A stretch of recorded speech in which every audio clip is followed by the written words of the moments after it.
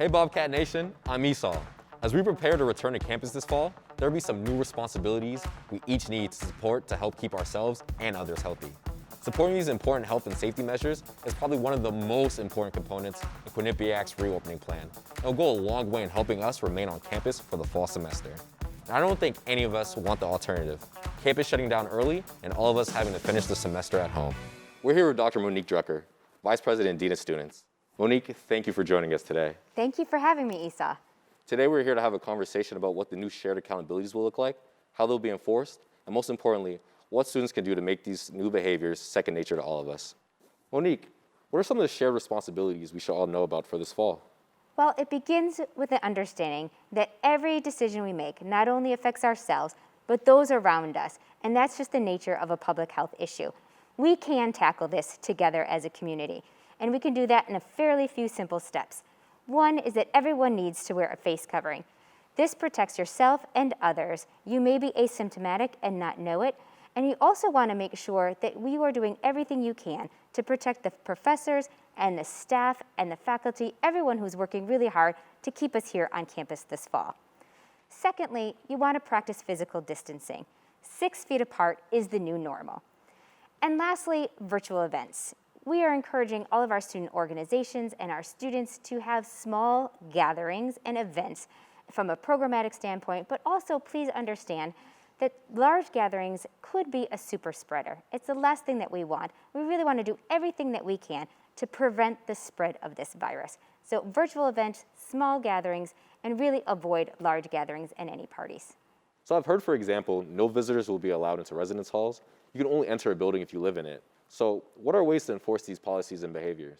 Sure. Well, there's no one person or department who can be the sole enforcer, and that's why we talk about shared responsibility. And role modeling is the strongest way to have this catch on.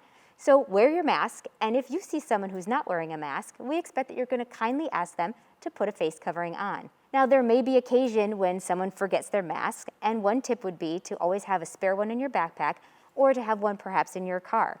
Also, when possible, our public safety officers and faculty may have some extra ones on hand to help out if needed. Now, that's not to say that there won't be consequences for repeat offenders, egregious behavior, or blatantly ignoring health measures.